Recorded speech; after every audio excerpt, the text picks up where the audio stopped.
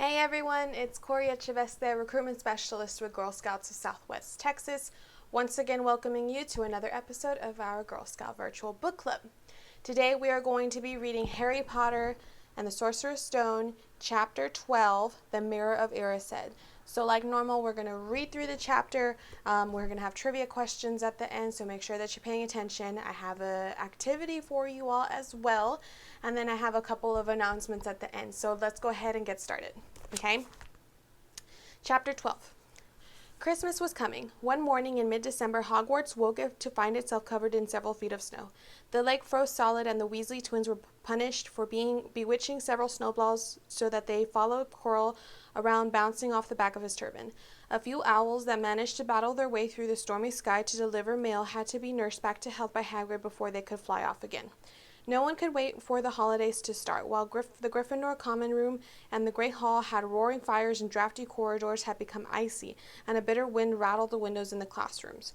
Worst of all were Professor Snape's classes down in the dungeons, where their breath rose in a mist before them, and they kept it as close as possible to their hot cauldrons. "I do feel so sorry," said Draco Malfoy, one's potions class, "for all those people who have to stay at Hogwarts for Christmas because they're not wanted at home." He was looking over at Harry as he spoke. Crabbe and Goyle chuckled. Harry, who was measuring out Powder's spine of lionfish, ignored them. Malfoy had been even more unpleasant than usual since the Quidditch match. Disgusted that Slytherins had lost, he had tried to get everyone laughing at how wide-mouthed Tree Frog would be replacing Harry as a Seeker next.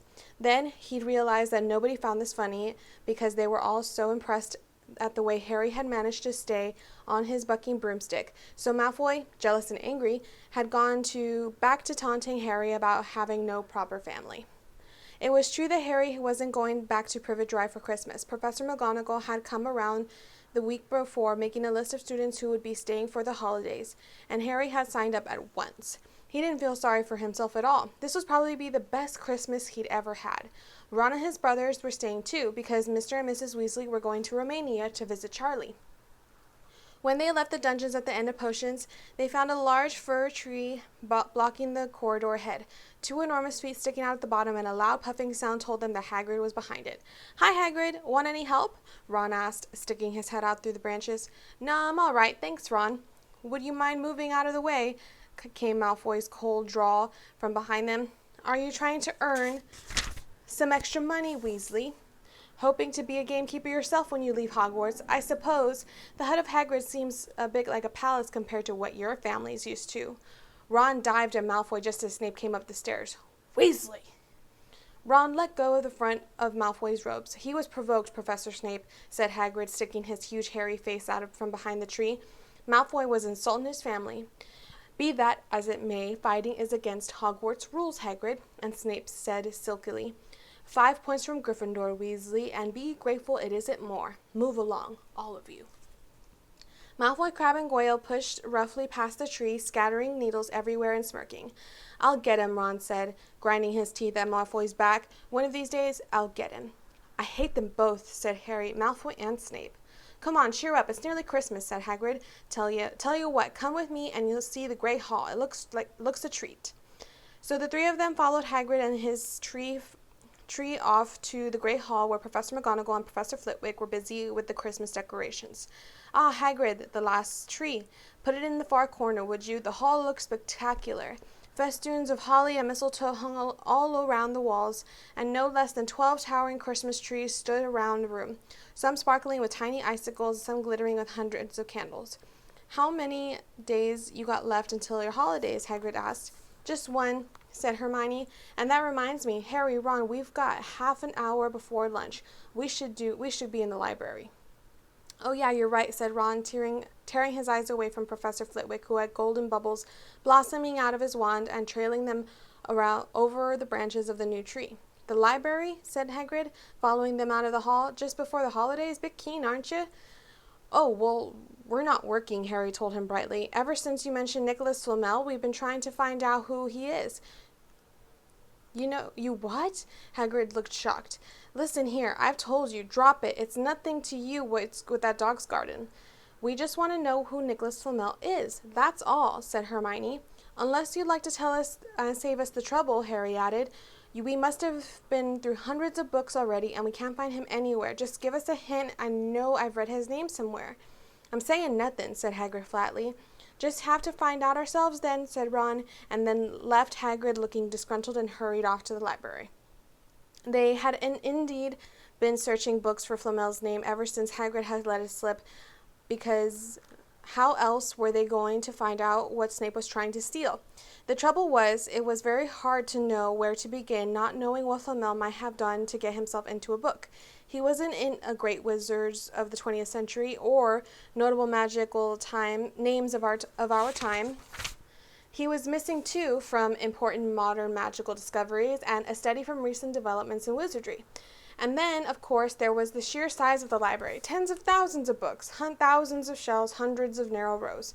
Hermione took out a list of subjects and titles that she had decided to search while Ron strode off down a row of books and started pulling them off the shelves at random. Harry wandered over to the restricted section. He had been wondering for a while if Flamel was somewhere in there. Unfortunately, you needed a specially signed note from one of the teachers to look in any of the restricted books. He knew he'd never get one. These were the books containing powerful dark magic never taught at Hogwarts, and only read by older students studying the advanced defense against the dark arts. "What are you looking for, boy?" "Nothing," said Harry. Madame Pince, the librarian, brandished a feather duster at him. "You'd better get out, then. Go on, out."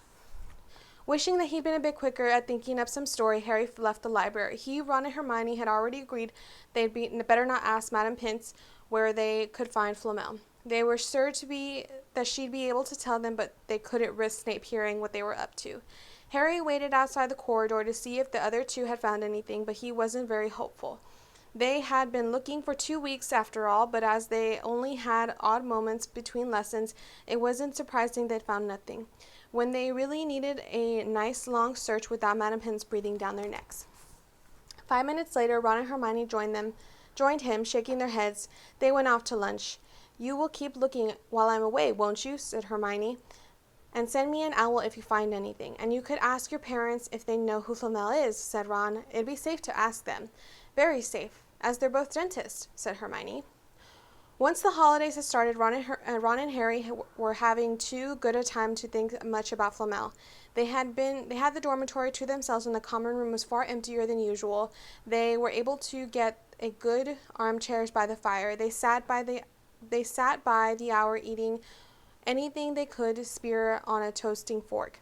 Bread, English muffins, marshmallows, the plodding ways of getting Malfoy expelled, which were fun to talk about even if they wouldn't work. Ron also started teaching Harry wizard chess. This was exactly like Muggle chess, except the figures were alive, which made it a lot like directing troops in a battle. Ron's set was very old and battered, like everything else he owned. It had once belonged to someone else in his family, in this case his grandfather. However, old chessmen weren't a drawback at all. Ron knew them so well he never had trouble getting them to do what he wanted. Harry played with chessman Seamus Finnegan had lent him, and they didn't trust him at all. He wasn't a very good player yet, and they kept shouting different bits of advice to him, which was confusing. "Don't send me there. Can't you see his knight? Send him. We can't afford to lose him." On Christmas Eve, Harry went to bed looking forward to the next day for the food and the fun, but not expecting any presents at all. When he woke early in the morning, however, the first thing he saw was a small pile of packages at the foot of his bed. "Merry Christmas," said Ron sleepily as Harry scrambled out of the bed and pulled on his bathrobe. "You too," said Harry. "Will you look at this? I've got some presents."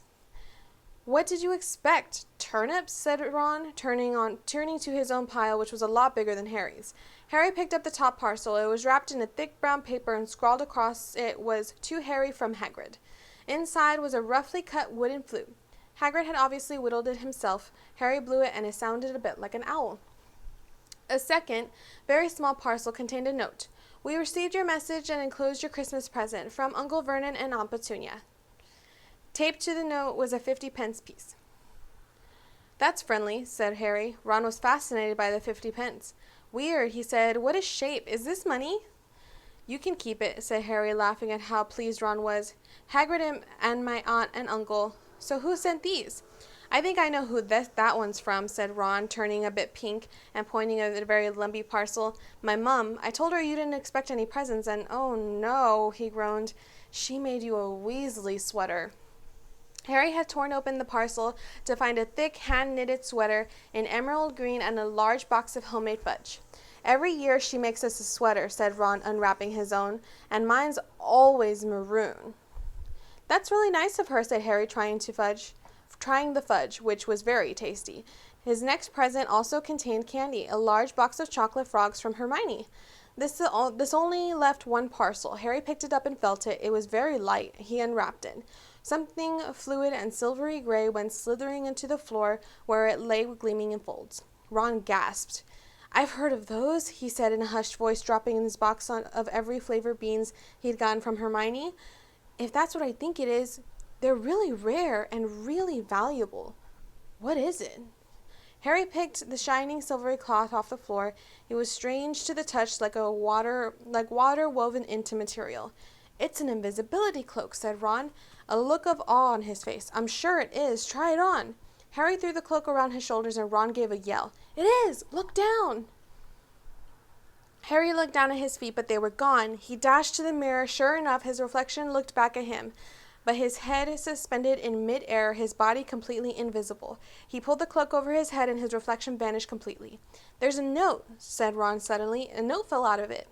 Harry pulled off the cloak and seized a letter. Written in narrow, loopy writing he had never seen before were the following words. Your father left this in my possession before he died. It is time it was returned to you. Use it well. A very Merry Christmas to you. There was no signature. Harry stared at the note. Ron was admiring the cloak. I'd give anything for one of these, he said. Anything. What's the matter? Nothing, said Harry. He felt very strange. Who had sent the cloak? Had it really belonged to his father? Before he could say or think anything else, the dormitory door was flung open by Fred and George Weasley and bounded in. Harry stuffed the cloak quickly out of sight, and he didn't feel like sharing it with anyone else. Merry Christmas! Hey, look, Harry's got a Weasley sweater, too. Fred and George were wearing blue sweaters, one with a large yellow F on it, the other with the G. Harry's is better than ours, though, said Fred, holding up the sweater. She obviously makes more of an effort if you're not family. Why aren't you wearing yours, Ron? George demanded. Come on, get it on. They're lovely and warm. I hate maroon, Ron moaned half-heartedly as he pulled it over his head. You haven't got a letter on yours, George observed. I suppose she thinks that that you don't forget your name, but we're not stupid. We know you're called Greg and Forge. What's all this noise? Percy Weasley stuck his head through the door, looking disapproving. He had clearly gotten halfway through unwrapping his presents, as he, too, carried a lumpy sweater over his arm, which Fred seized. P is for prefect. Get it on, Percy. Come on. We're all wearing ours. Even Harry's got one. I don't want, said Percy thickly, as the twins forced the sweater over his head, knocking his glasses askew. And you're not sitting with the prefects today either, George, said George. Christmas time is for family. They frog-marched Percy from the room, his arms pinned to his side by the sweater. Harry had never in all his life had such a Christmas dinner. 100 fat roast turkeys, mountains of roast and boiled potatoes, platters of chipolatas, tureens of buttered peas, silver boats of thick, rich gravy and cranberry sauce, the stacks of wizard crackers every few feet along the table. These fantastic party favors were nothing like the feeble muggle ones that Dursleys usually bought, with their little plastic toys and their flimsy paper hats inside. Harry pulled a wizard cracker with Fred, and it didn't just bang, it went off with a blast like a cannon and engulfed them in a cloud of blue smoke, while from the inside exploded a rear admiral's hat and several live white mice. Up at the high table, Dumbledore swapped his pointed wizard's hat for a flowered bonnet, and his chuckling merrily with a joke Professor Flitwick had just read him. Flaming Christmas puddings followed the turkey. Percy nearly broke his teeth on a silver sickle embedded in his slice. Harry watched Hagrid getting redder and redder in the face as he called for more wine, finally kissing Professor McGonagall on the cheek, who, to Harry's amazement, giggled and blushed, her top hat lopsided. When Harry finally left the table, he was laden down with a stack of things out of the crackers including a pack of non-explodable luminous balloons, a grow-your-own warts kit, and his own new wizard chess set. The white mice had disappeared, and Harry had a nasty feeling they were going to end up in Mrs. Norris's Christmas dinner. Harry and the Weasleys spent a happy afternoon having a furious snowball fight on the grounds. Then, cold, wet, and gasping for breath, they returned to the fire of the Gryffindor common room, where Harry broke into his new chess set by losing spectacularly to Ron. He suspected he wouldn't have lost so badly if Percy hadn't tried to help him so much. After a meal of turkey sandwiches, crumpets, trifle, and Christmas cake, everyone felt too full and sleepy to do much before bed except sit and watch Percy chase Fred and George all over Gryffindor Tower because they'd stolen his prefect badge. It had been Harry's best Christmas day ever, yet something had been nagging in the back of his mind all day. Not until he climbed into bed was he free to think about it. The invisibility cloak, and whoever had sent it. Ron, full of turkey and cake, and with nothing mysterious to bother him, fell asleep almost as soon as he'd drawn the curtains of his four-poster. Harry leaned over the side of his own bed and pulled the cloak out from under it. His father's. This had been his father's. He let his material float over his hands, smoother than silk, light as air. Use it well, the note had said. He had to try it now. He slipped out of bed and wrapped the cloak around himself. Looking down at its legs, he only saw only moonlight and shadows. It was a very funny feeling. Use it well. Suddenly, Harry felt wide awake. The whole of Hogwarts was open to him and this cloak. Excitement flooded through him as he stood there in the dark and silence that he could go anywhere, and Filch would never know. Ron grunted in his sleep. Should Harry wake him? Something held him back. His father's cloak. He felt that this time, the first time, he wanted to use it alone. He crept out of the dormitory, down the stairs, across the common room, and climbed through the portrait hole. Who's there? Squawked the fat lady. Harry said nothing. He walked quickly down the corridor. Where should he go? He stopped, his heart racing and thought, and then it came to him. The restricted section of the library. He'd be able to read as long as he liked, and as long as it took finding out who Flamel was. He set off, drawing the invisibility cloak tight around him as he walked. The library was pitch black and very eerie. Harry lit a lamp to see his way along the rows of books. The lamp looked as if it was floating along in mid-air, and even though Harry could feel his arms supporting it, the sight gave him the creeps. The restricted section was right at the back of the library. Stepping carefully over the rope that separated these books from the rest of the library, he held up his lamp to read the titles. They didn't tell much. Their peeling, faded gold letters spelled words in languages Harry couldn't understand. Some had no title at all. One book had a dark stain on it that looked horribly like blood. The hairs on the back of Harry's neck prickled. Maybe he was imagining it, maybe not. But he thought a faint whispering was coming from the books, as though they knew someone was there who shouldn't be. He had to start somewhere. Setting the lamp down carefully on the floor, he looked along the bottom shelf for an interesting-looking book. A large black and silver volume caught his eye, and he pulled it out with difficulty because it was very heavy, and balancing it on his knee, let it fall open. A piercing, blood-curdling shriek split the silence, and the book was screaming. Harry snapped it shut, and the shriek went on, and one high, unbroken, ear-splitting note. He stumbled backward and knocked over his lamp, which went out at once. Panicking, he heard footsteps coming down from the corridor outside. Stuffing the shrieking book back into the shelf, he ran for it. He passed Filch in the doorway. Filch's pale, wide eyes looked straight through him, and Harry slipped under Filch's outstretched arm and streaked off up the corridor, and the book's shriek still ringing in his ears.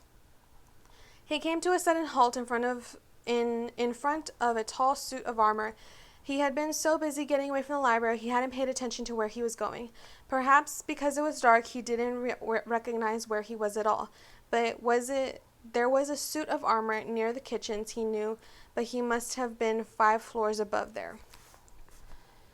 You asked me to come directly to you, Professor, if anyone was wandering around at night and somebody's been in the library. Restricted section. Harry felt blood drain out of his face. Wherever he was, Filch must know a shortcut because the soft, greasy voice was getting nearer and nearer, and to his horror it was Snape who replied. The restricted section? Well, they can't be far. We'll catch them. Harry stood rooted at the spot as Filch and Snape came around the corner ahead. They couldn't see him, of course, but it was a narrow corridor, and if they came much nearer, they'd knock right into him. The cloak didn't stop him from being solid. He backed away as quietly as he could. A door stood ajar to his left, and it was his only hope. He squeezed through it, holding his breath, trying not to move it, and to his relief, he managed to get inside the room without their noticing anything. They walked straight past, and Harry leaned against the wall, breathing deeply, listening to their footsteps dying away. That had been close, very close, and it was a few seconds before he noticed anything about the room he had hidden in. It looked like an unused classroom. The dark shapes of desks and chairs were piled against the walls, and there was an upturned waste paper basket. But propped against the wall facing him was something that didn't look as if it belonged there, something that looked as if someone had just put it there to keep it out of the way. It was a magnificent mirror, as high as the ceiling, with an ornate gold frame standing on two clawed feet. There was an inscription carved around the top. Erised stra iru oit ube kafru oit on woshi. His panic fading now, there was no sound of Filch and Snape. Harry moved nearer to the mirror, wanting to look at himself but see no reflection again. He stepped in front of it. He had to clap his hands to his mouth to stop himself from screaming. He whirled around, his heart pounding far more furiously when the book had screamed, for he had not seen only himself in the mirror, but a whole crowd of people standing right behind him. But the room was empty. Breathing very fast, he turned slowly back to the mirror. There he was, reflected in it, white and scared looking, and there, reflected behind him, were at least 10 others. Harry looked over his shoulder, but still no one was there. Or were they all invisible too? Was he in fact in a room full of invisible people, and this mirror's trick was that it reflected them, invisible or not? He looked in the mirror again. A woman standing straight behind him in his reflection was smiling at him and waving. He reached out a hand and felt the air behind him. If she was really there, he'd touch her. Their reflections were so close together, but he felt only air. She and the others existed only in the mirror. She was a very pretty woman. She had dark red hair, and her eyes were just like mine, Harry thought, edging a little closer to the glass. Bright green, exactly the same shape. But then he noticed that she was crying, smiling but crying at the same time. The tall, thin, black-haired man standing next to her put his arm around her. He wore glasses, and his hair was very untidy and stuck up at the back, just as Harry's did. Harry was so close to the mirror now that his nose was nearly touching that of his reflection. "Mum?" he whispered. "Dad?" They just looked at him, smiling, and slowly Harry looked into the faces of the other people in the mirror and saw the other pairs of green eyes like his, and other noses like his, and even a little old man who looked as though he had Harry's knobbly knees. Harry was looking at his family for the first time in his life. The Potter smiled and waved at Harry, and he stared hungrily back at them, his hands pressed flat against the glass as though he was hoping to fall right through it and reach them. He had a powerful kind of ache inside him, half joy, half terrible sadness. How long had he stood there? He didn't know. The reflections did not fade, and he looked and looked until distant noise brought him back to his senses. He couldn't stay there. He had to find his way back to bed. He tore his eyes away from his mother's face, whispered, "I'll come back," and hurried from the room. "You could have woken me up," said Ron crossly. "You can come tonight. I'm going back. I want to show you the mirror. I'd like to see your mom and dad," Ron said eagerly. "And I want you to see all of your family, all the Weasleys. You'll be able to show me all your brothers and everyone." "You can see them any old time," said Ron. "Just come around the house this summer. Anyway, maybe it only shows dead people. Shame about not finding Flamel, though. Have some bacon or something. Why aren't you eating anything?" Harry couldn't eat. He had seen his parents and would be seeing them again tonight. He had almost forgotten about Flamel. It didn't seem very important anymore. Who cared what the three-headed dog was guarding? What did it matter if Snape stole it, really? "Are you all right?" said Ron. "You look odd." What Harry feared the most was that he might not be able to find the mirror room again. With Ron covered in the cloak too, they had walked much more slowly the next night. They tried to retracing Harry's route from the library, wandering around the dark passageways for nearly an hour. "I'm freezing," said Ron. Let's forget it and go back." "No," Harry hissed. "I know it's here somewhere." They passed the ghost of a tall witch gliding in the opposite direction, but saw no one else. Just as Ron started moaning that his feet were dead with cold, Harry spotted the suit of armor. "It's here, just here." Yes. They pushed the door open, and Harry dropped the cloak around his shoulders and ran to the mirror. There they are. His mother and father beamed at the sight of him. See, Harry whispered. I can't see anything. Look at them. Oh, there are loads of them. I can only see you. Look at it properly. Go on, stand where I am. Harry stepped aside, but with Ron in front of the mirror, he couldn't see his family anymore, just Ron and his paisley pajamas. Ron, though, was staring transfixed at his image. Look at me, he said. Can you see all your family standing around you? No, I'm alone, but I'm different. I look older, and I'm head boy. What? I am. I'm wearing the badge like Bill used to, and I'm holding the house cup and the Quidditch cup. I'm Quidditch captain, too. Ron tore his eyes away from the splendid sight to look excitedly at Harry. Do you think this mirror shows the future? How can it? All my family are dead. Let me have another look. You had it to yourself all last night. Give it a bit more time. You're only holding the Quidditch cup. That's interesting about what? I want to see my parents. Don't push me. A sudden noise outside the corridor put an end to their discussion. They hadn't realized how loudly they had been talking. Quick! Ron threw the cloak back over them as the luminous eyes of Mrs. Norris came around the door. Ron and Harry stood quite still, both thinking the same thing. Did the cloak work on cats? After what seemed an age, she turned and left. This isn't safe. She might have gone for Filch. I bet she heard us. Come on. And Ron pulled Harry out of the room. The snow still hadn't melted the next morning. Want to play chess, Harry? Said Ron. No. Why don't we go down and visit Hagrid? No, you go. I know what you're thinking about, Harry. That mirror. Don't go back tonight. Why not? I don't know. I've just got a bad feeling about it. And anyway, you've had too many close shaves already. Filch, Snape, Mrs. Norris are wandering around. So what if they can't see you? What if they can walk into you? What if you knock something over? You sound like Hermione. I'm serious, Harry. Don't go. But Harry only had one thought in his head, which was to get back in front of the mirror, and Ron wasn't going to stop him. That third night he found his way more quickly than before. He was walking so fast he knew he was making more noise than was wise, but he didn't meet anyone. And there was his mother and father smiling at him again, and one of his grandfathers nodding happily. Harry sank down to the floor in front of the mirror. There was nothing to stop him from staying there all night with his family. Nothing at all. Except... So, back again, Harry. Harry felt as though his inside had turned to ice. He looked behind him. Sitting at one of the desks by the wall was none other than Albus Dumbledore. Harry must have walked straight past him. So desperate to get to the mirror, he hadn't noticed him. I didn't see you, sir. Strange how nearsighted being invisible can make you, said Dumbledore, and Harry was relieved to see that he was smiling. So, said Dumbledore, slipping off the desk to sit on the floor with Harry, you, like hundreds before you, have discovered the delights of the Mirror of Erised.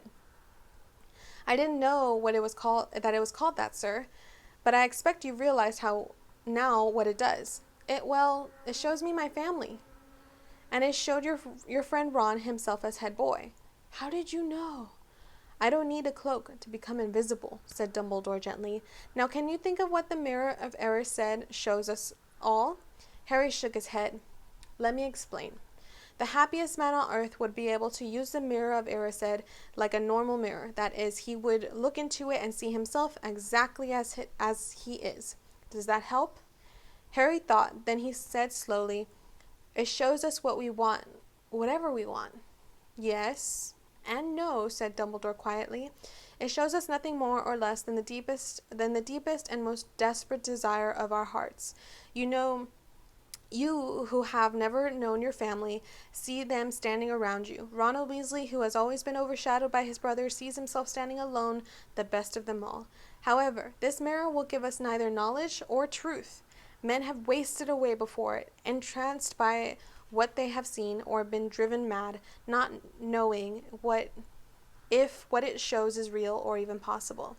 The mirror will be moved to a new home tomorrow, Harry, and I ask that you not go looking for it again. And if you ever do run across it, you will now be prepared. It does not do well to dwell on dreams and forget to live. Remember that. Now, why don't you put that admirable cloak back on and get off to bed?